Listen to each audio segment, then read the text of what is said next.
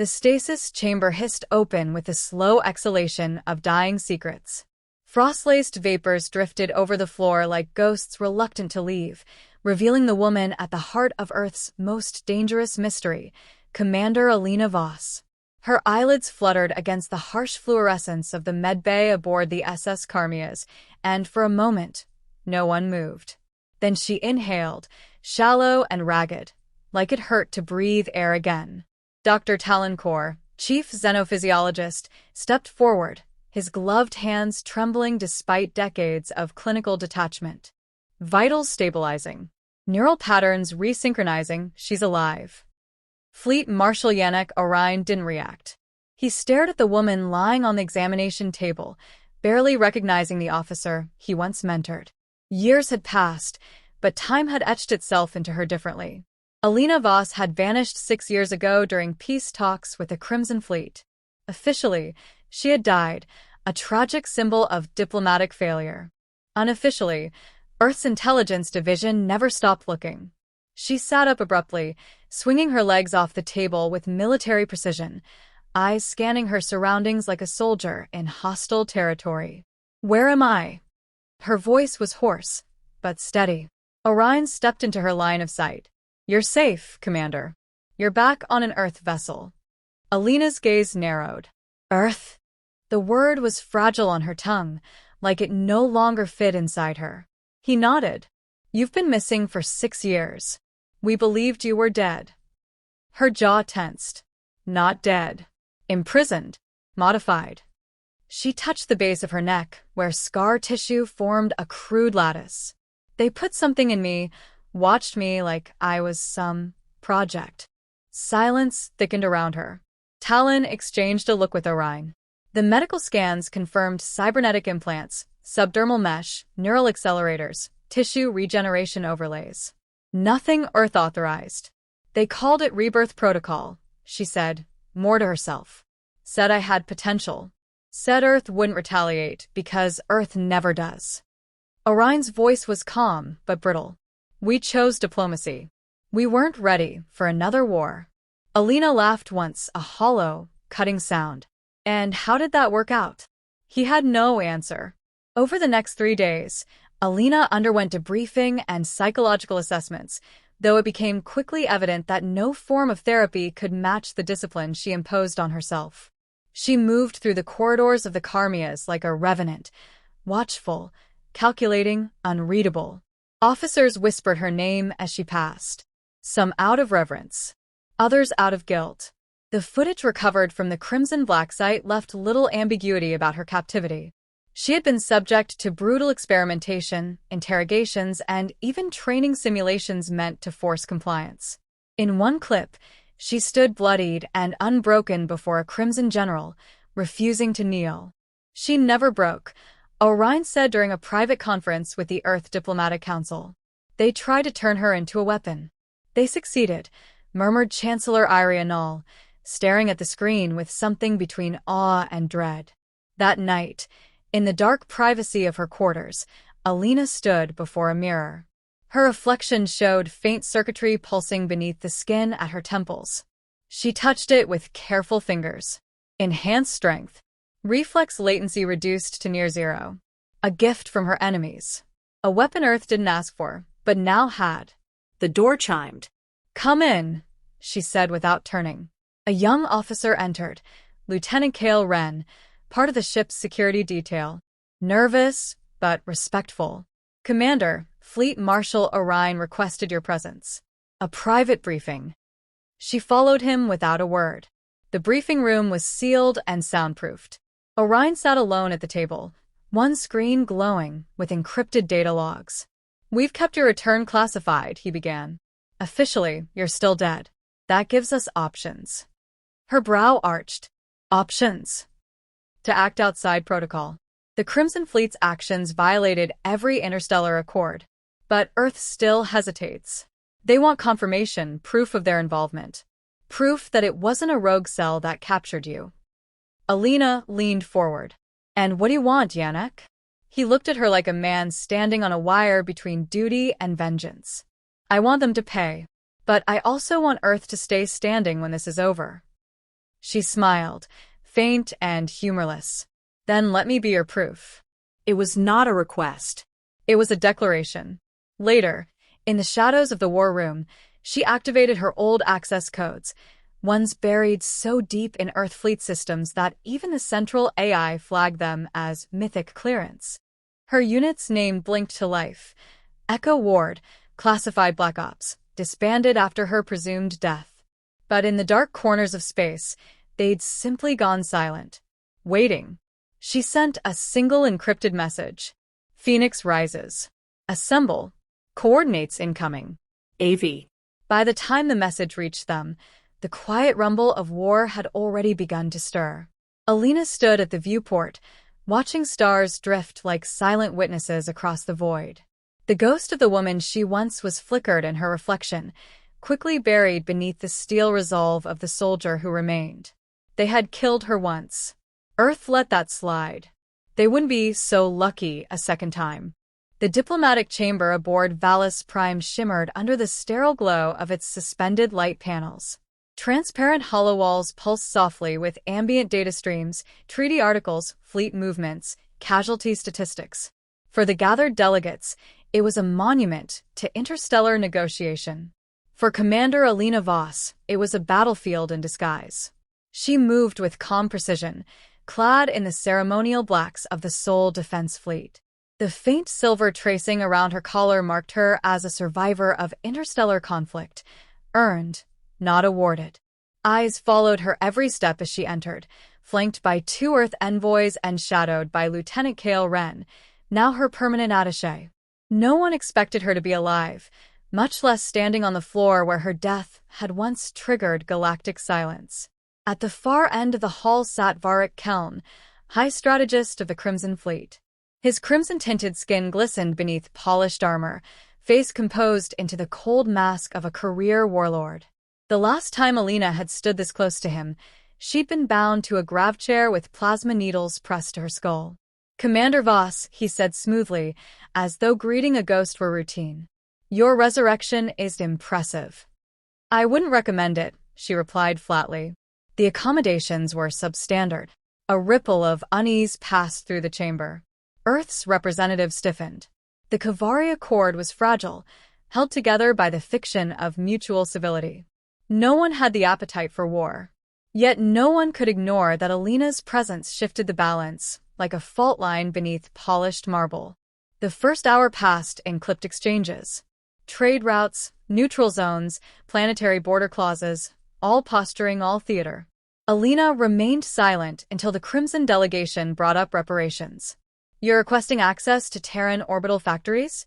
one Earth diplomat asked, incredulous. Varric gave a tight smile. "For the benefit of both our people." A show of trust. Alina's voice cut through the room. "You tortured one of ours. Tried to re-engineer my mind. And now you ask for access to our defense infrastructure." Varric leaned forward. "You were never officially on our soil. No treaty was broken." Kale shifted beside her, eyes scanning for threats. Alina, however, didn't move. "No treaty covers what you did," she said.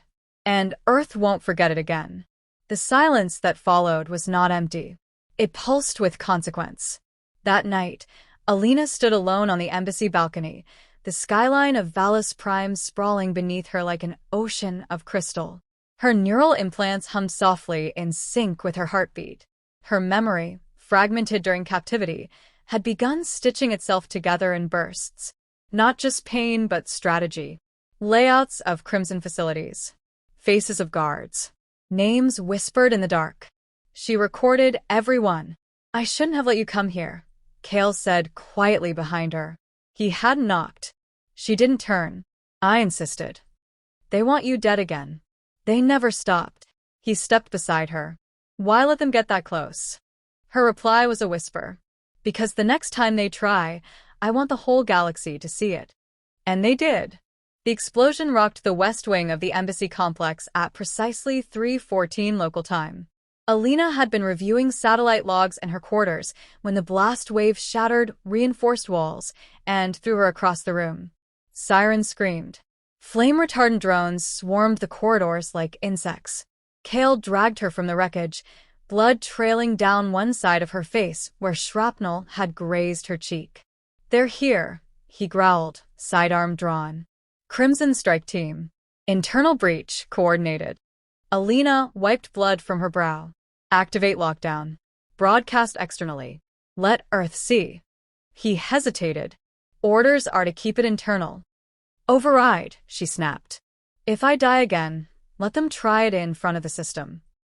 As the smoke cleared, the building's security feed flickered to life across diplomatic channels. Open signal, unencrypted. Every allied fleet, planetary government, and neutral observer tuned in. Alina Voss, wounded but upright, met her attackers head-on in the main atrium. It wasn't a fair fight.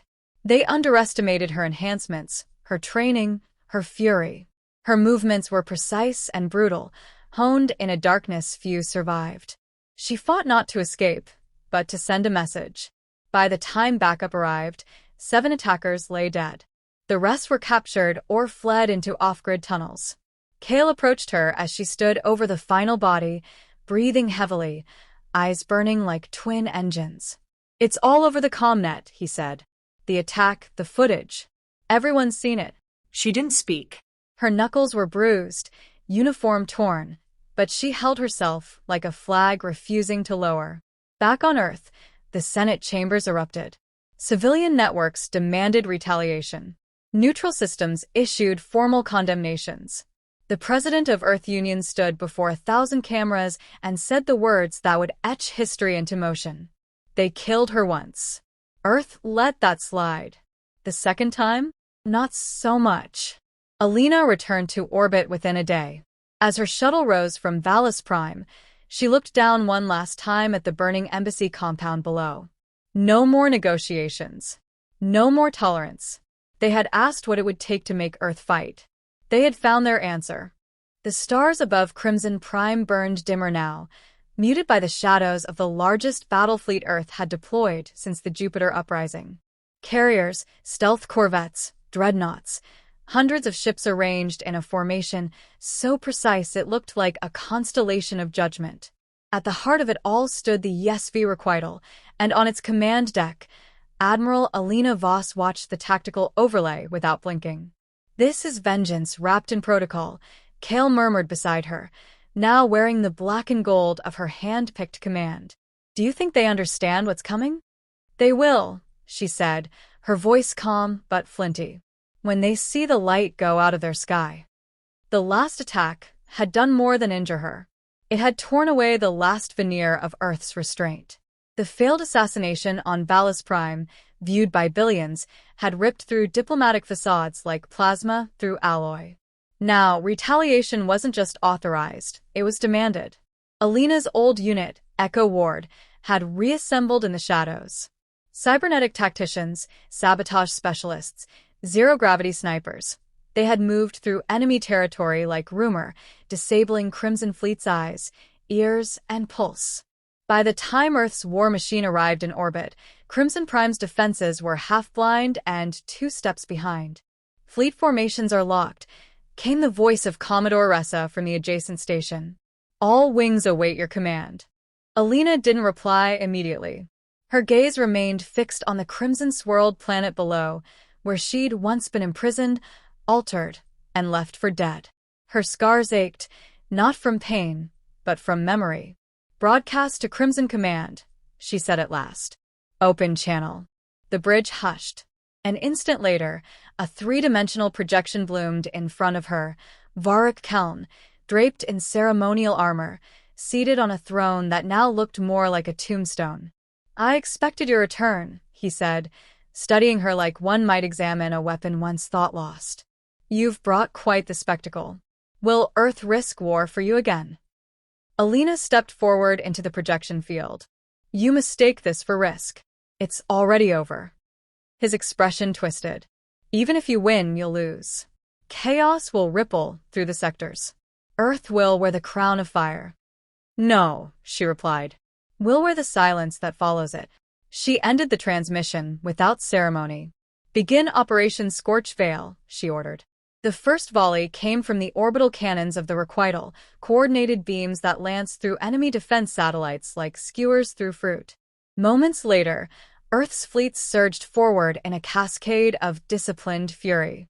Fighters broke formation into synchronized wings, torpedoes found the soft underbelly of cruisers, and the vacuum of space was stitched with fire. From the observation deck, it resembled a storm uncoiling in slow motion. Every bolt of light and debris a line in the retribution Earth had waited too long to deliver. Kale stood beside her, face tight with awe and restraint. No transmission from Crimson High Command. "They're waiting for surrender," Alina said, adjusting the tactical screen. "I want collapse, not compliance." Her orders were methodical. Substations crippled, not incinerated, resources preserved for reconstruction. Command ships disabled, not vaporized, so survivors could carry back the memory. But the central node, Crimson Prime's military archive, was another matter. As Echo Ward infiltrated the node's command vault, Kale's voice broke through. "We've secured the planetary relay. Your link is open." Alina closed her eyes for half a second. When they opened, steel had replaced the storm. Inside the vault, restrained by grav binders and covered in plasma burns, knelt Varric Keln. The warlord looked older now, stripped of regalia, breathing heavily, eyes unfocused. She approached alone, stepping across the flickering floor as alarms stuttered in the distance. Soldiers at the perimeter stepped back, knowing this was not their moment to witness. He looked up slowly. "You're not justice," he rasped. "You're wrath with a face." She crouched beside him. "That's what you made me." His lips moved in what might have been a curse or a prayer. She silenced him with a whisper. "You didn't kill me. You forged me." Then she stood, turned to her comms officer, and gave the final command. "End transmission. Lock down this node. Deliver the archive data to Earth." Back aboard the Requital, Earth's flag rose on every secured outpost, not as a symbol of domination, but of clarity. The war wasn't one of conquest. It was correction. A lesson. One carved into the history of every system that had once laughed at Earth's patience. When the last Crimson vessel powered down its weapons and sent the signal of unconditional surrender, the stars above Crimson Prime were no longer dim. They burned brighter in reflection, on hulls, on blood, on the eyes of those who would never forget. In the silence that followed, Kale turned to her. "It's done." Alina looked out toward the void, expression unreadable. "No," she said quietly. "Now it begins." And somewhere far away, where no battles had yet reached, another warlord watched the broadcast, heart hammering behind his ribs, not from fear of Earth, but of what Earth had become when pushed too far. They killed her once. Earth let that slide. The second time, she came back with the stars behind her and left fire in her wake.